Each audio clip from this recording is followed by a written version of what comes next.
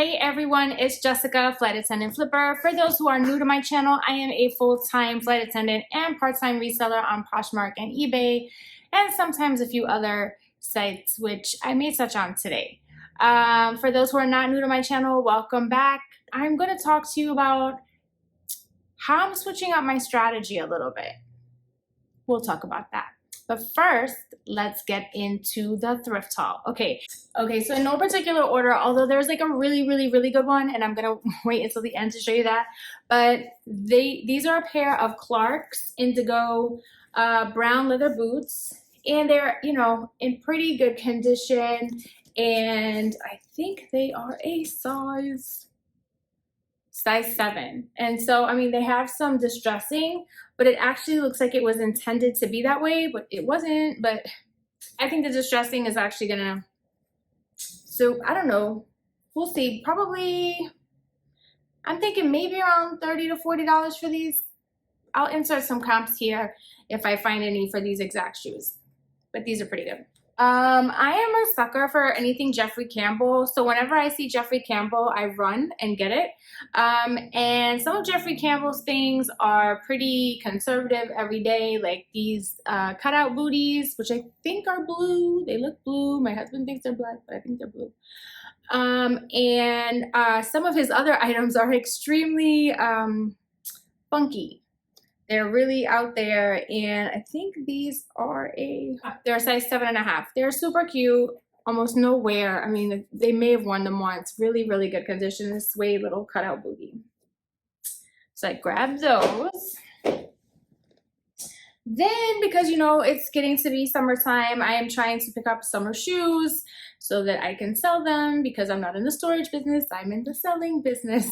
So these are a pair of Melissa and Campana, and this is like a cute jelly, which is so funny to me that jellies are back, because when I was a kid we wore jellies and you would come home. Anyway, I'll tell you the story in a second. Here's a shoe.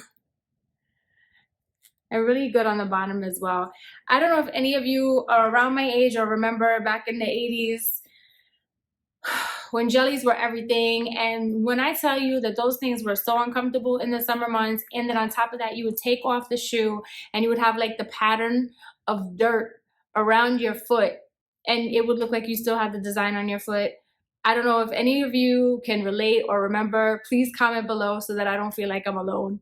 Anyway, so I got these. These are probably gonna sell for about $35. I looked at the comps, but I'll probably put one up here. So okay, so I kind of wish I didn't get these. I don't know. Every time I see this brand, I pick it up, and sometimes it's a good decision and sometimes it's not a good decision. Anyway, so I think the comps for these are around $30-ish. These are Pour Le Victor. And how, okay, I really am a fan of this heel. Let's start with that. I love that it's round. I really do. And then I like the detailing on the side. I mean, they have been worn, but the heel is in really good condition. If you can see, there's almost no wear there. And these are a size 8.5. So these are cute for like summer months, but the I wouldn't have picked them up, but I still think they're cute. Anyway, I saw these are a small size, honestly.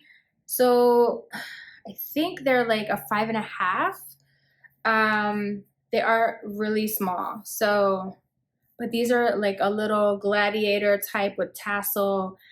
Free People sandals, speak Jessica, speak. Leather, really good condition. Like I don't see any wear really on the bottom. So these were a cute pickup, especially for the summer. Just 5.5, which is sometimes a little harder to sell, but they're adorable, so I'm sure that they will sell. So I saw these, and these are definitely pre-loved, and so I'll show you. First, I'm going to show you. There's this little, I don't know if you could, yeah, you can see it probably. Little area that's a little scuffed. I mean, no one's really gonna see it when you have the shoe on, but if these don't look familiar, these are actually Chloe scalloped ballet flats. And I mean, the heel is, even though it shows wear, the heel is still in good condition. There's not much wear in the heel area. And these originally retailed for $495. And I saw a whole bunch of comps ranging from like $75 to $150 pre-owned. So this was a really, really good find. The thrift store clearly did not know this brand. Again, these are very loved. I'm trying to show. So, okay, so this is like a snakeskin belly, pointed toe flat. The bottom has some wear. The heel here, if you can see, the heel has some significant wear right there.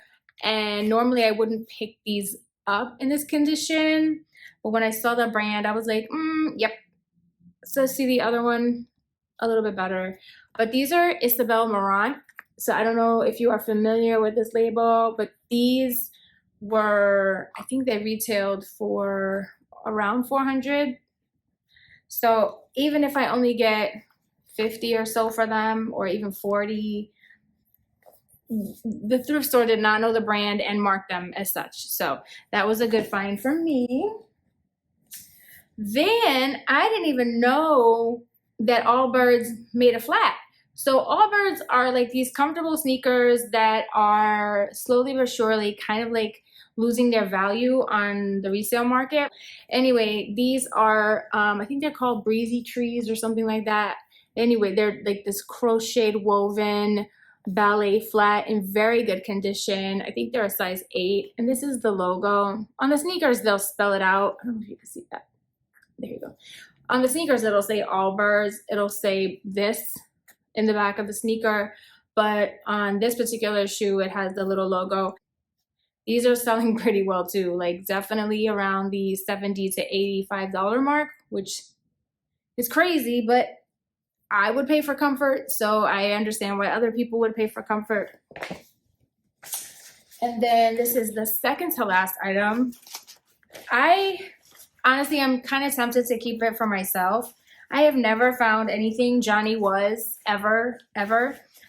And of course, the one thing I do find is not clothing. It is this cute little like shopping bag. You can take it to the grocery store. I mean, it's like it crumples up into nothing, but it is just the cutest. Johnny Was California. Really vibrant colors. You can use it as a summer bag also.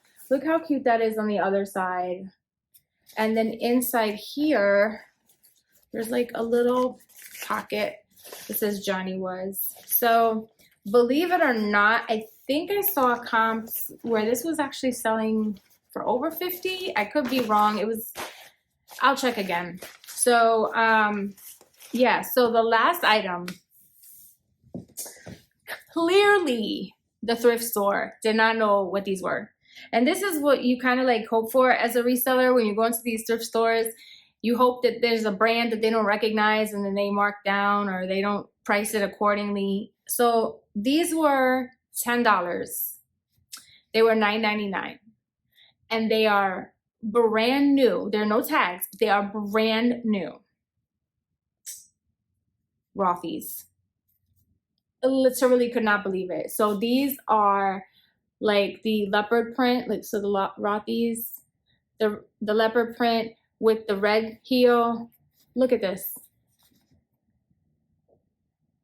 Brand new. So I listed these today for $125. Let's see what happens. Ugh. So that is my haul. Now let's get into me switching up my strategy and what that means. So if you follow any resellers at all, you've heard from everyone or most that Poshmark, their changing of the algorithm has messed with everyone's sales. Not everyone, okay, rewind. It's messed with a lot of people's sales, and mine declined as a result as well.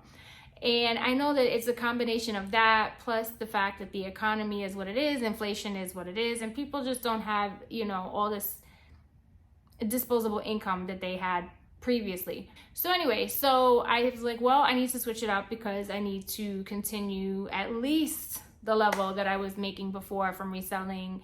And of course, I want to grow from there. So I started cross-posting more on other sites that I'm not tremendously familiar with, like Mercari and Depop and what have you. And I'm still learning like what sells on Depop and what sells on Mercari.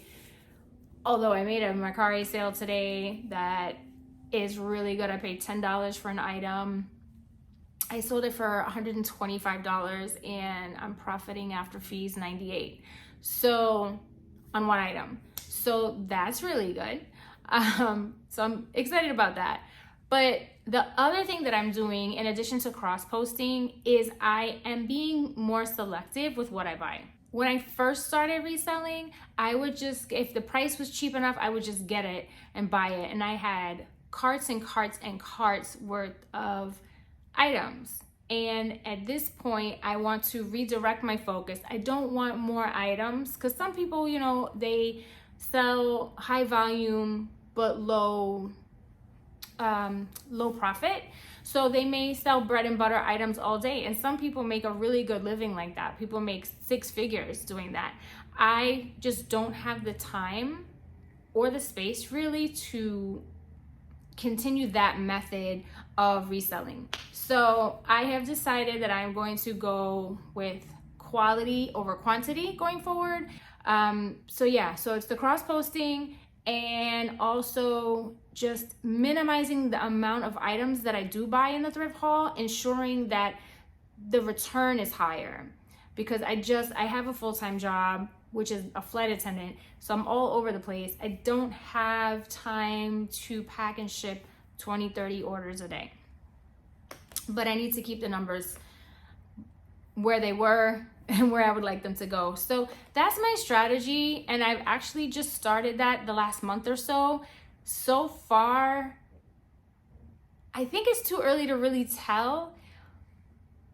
But I mean, just the example that I just gave you, I have a $10 item that sold for $125 and my profit was $98. So how many other, if I had done the $10 to $15, $20 bread and butter items, how many of those after fees and shipping would I have had to have sold in order to equal that almost $100 profit? It's just, for me, it's less work and I don't have that much free time, to be honest.